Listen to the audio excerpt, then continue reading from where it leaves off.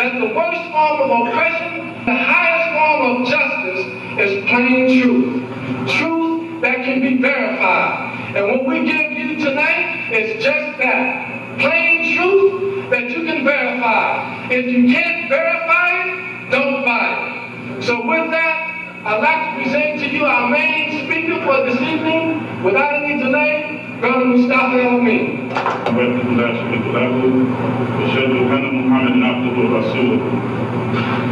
Dear Muslims, brothers and sisters, with Allah's name, the merciful benefactor, the merciful redeemer, I bear witness, there is no God but Allah, the one and only, the eternal, the absolute.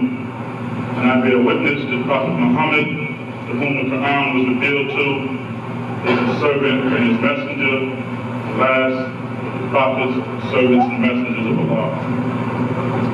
To Imam Yusuf of Masjid al-Rashid, Compton, California, to all of you here of California, Los Angeles, to the committee, all of those who have worked with Imam Yusuf to make this program a reality, Brother El-Amin Omar, who I was in constant contact with over the last couple of months in preparation for this program, to all of you wonderful Muslims, to our friends and our guests, to those who are not Muslims, I extend the greetings of peace of Assalamu alaikum. I'm very honored to have the opportunity and the responsibility to share with you some comments on such a broad, timely subject. I'm honored to be here, and I've learned quite a bit so far since I was here. I just thought it was Los Angeles, California. But I've learned today and yesterday, talking to the Imam and others, that there's actually a county of Los Angeles, which I was not aware of at all. I was telling people going to Los Angeles, California, they said, well, Compton, where's Compton? I said, well, it's in Los Angeles, as far as I'm aware of. I learned about Linwood and some of the other areas. I was just out of it. But alhamdulillah, come a long ways. From Jersey to the East Coast to the West Coast, about a 5-hour flight, and it has been well worth it. And I pray to God Almighty Allah that we can share something that will be helpful to us all. Afrocentricity, briefly, to make a few comments about Malcom X. Try to follow.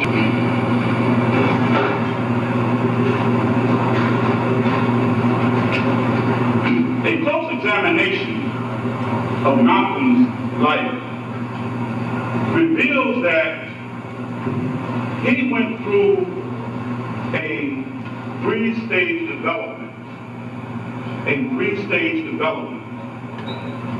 A development that parallels the three stages of human development as physical, mental, and spiritual. Malcolm, like all of us, in his first stage of development, was affected by white supremacy. Malcolm, like all of us,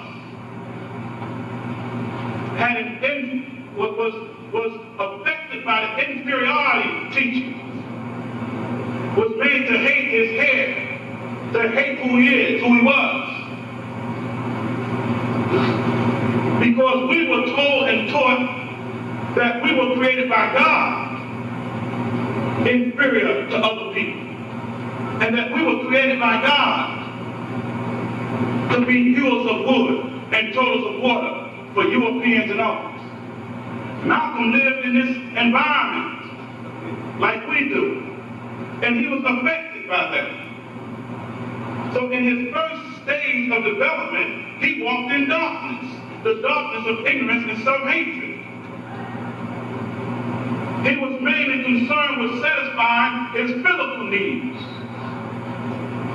As we know history, he was a criminal. He became a criminal. He became a pimp and a robber. He was confined to his lowly appetites in his first stage. In his first stage, he was sentenced in a Massachusetts state prison in 1946. But as he began to develop during his tenure in prison, his brother and his sister Hilda, they came and they would talk to him about the Nation of Islam and Elijah Muhammad. And once he began to listen, he began to move to a mental level. His urge for reading and learning began to increase. He began growing and evolving from just being concerned with his physical appetites to being concerned with the development of his mind. And he states in the autobiography of Malcolm X by Alex Haley, Malcolm says, I knew right there in prison, that reading had changed forever the course of my life. As I see it today, the ability to read woke inside of me some long, dormant craving to be mentally alive. So we can see that he was going through a metamorphosis, a transformation. That Malcolm went through a transformation. And once Malcolm was released from prison in 1952, he went to Detroit and joined the temple and received an image. Now in the Nation of Islam's concern was with resurrecting our people mentally, right? We say we're going to raise the mentally dead. So that's moving to a mental level. The Honorable Elijah Muhammad didn't make Malcolm a spokesman to talk about spiritual insights. He made him a spokesman to talk about rational things, to question things rationally, and to call our people to rational things. So he moved to a mental level. And let me stop here and mention something about the meaning of the X. So we talk about Malcolm X. Malcolm did not originate the X. Malcolm joined an organization that was giving out X's. The Nation of Islam was giving out X's.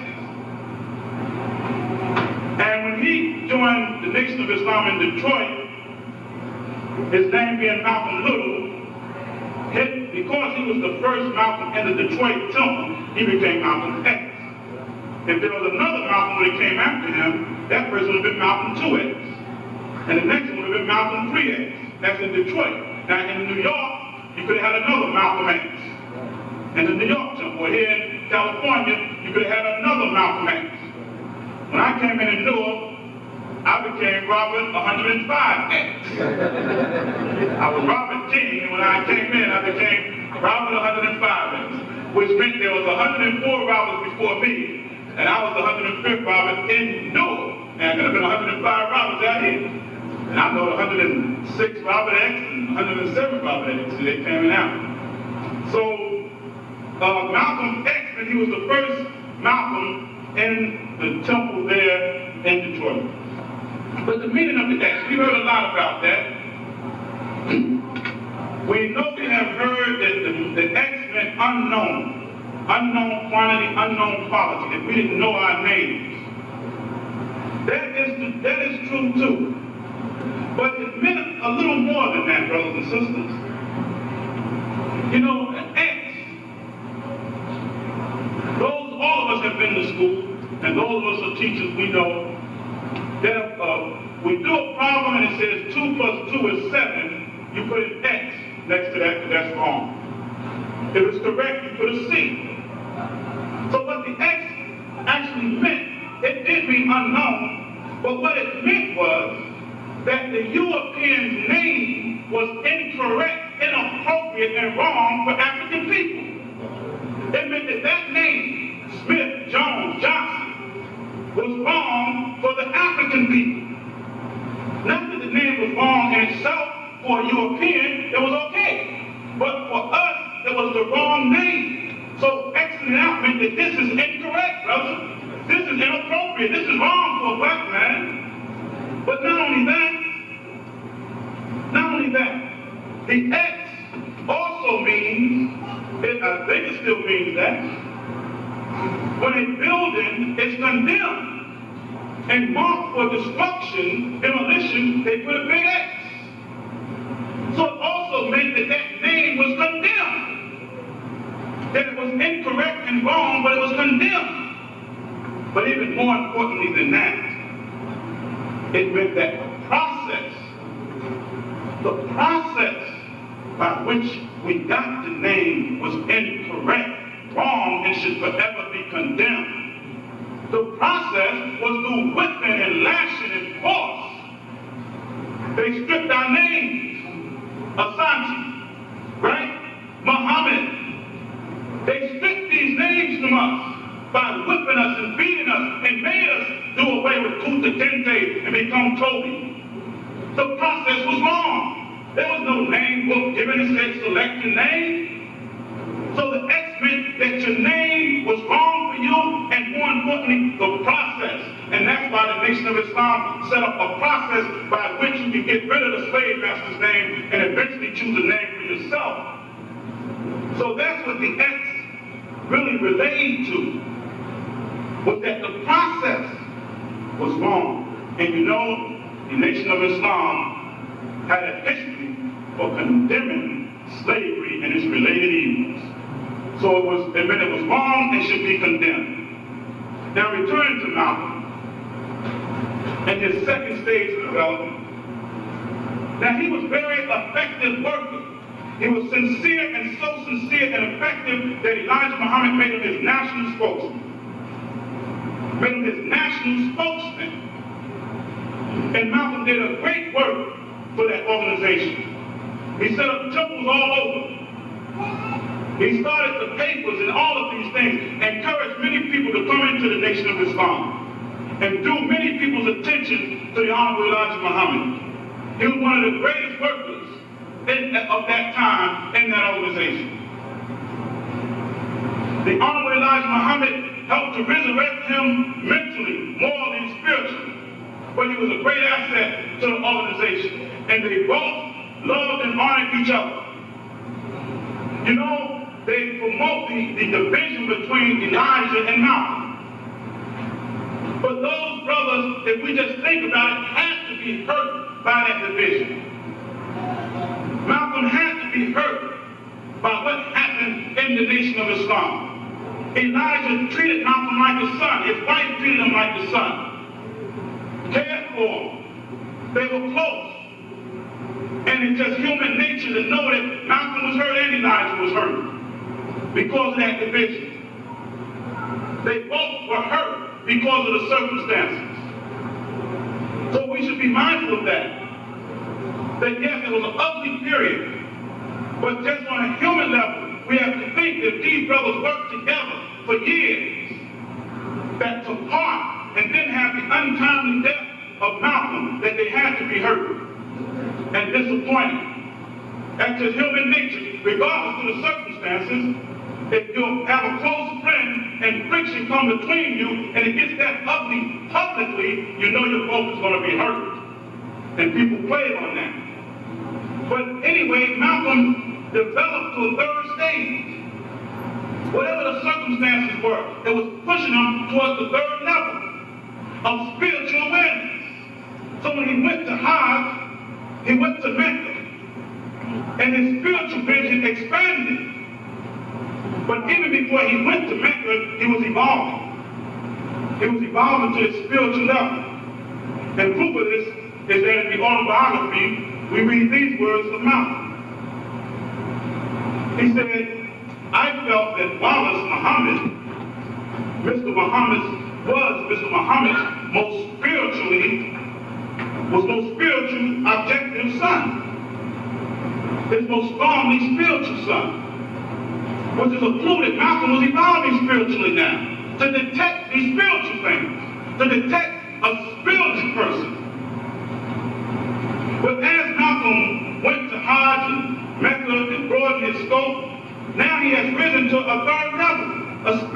insight, spiritual level. And he said this on page 318 of the autobiography.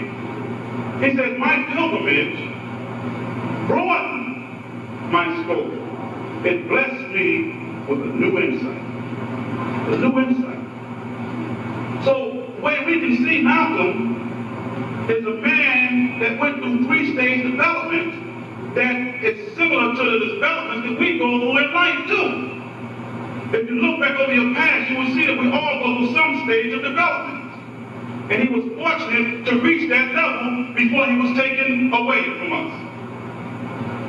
But after Malcolm went to Africa and Mecca, and he met with leaders like Nkrumah and Nasser, Ben Bella of Algeria, after his return, Malcolm said, here in race-torn America, I'm convinced that the Islam religion is desperately needed, particularly by the African black man. Those are his words. You can find it on page 396 in the autobiography. Now understand this. Malcolm did not come back to say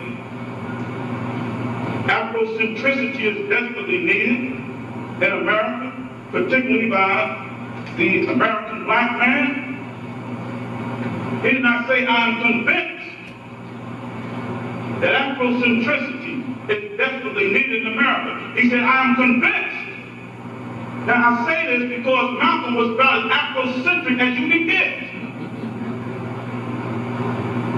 He was about, and he was a wise, intelligent, well-read, well-studied brother. And I'm sure that if he had come across some of the things that these people are advocating about Islam, he would have been the first to speak on it. But we know he was a bold man. But his words were, here in race-torn America, I am convinced that the Islam religion is desperately needed, particularly by the American black man.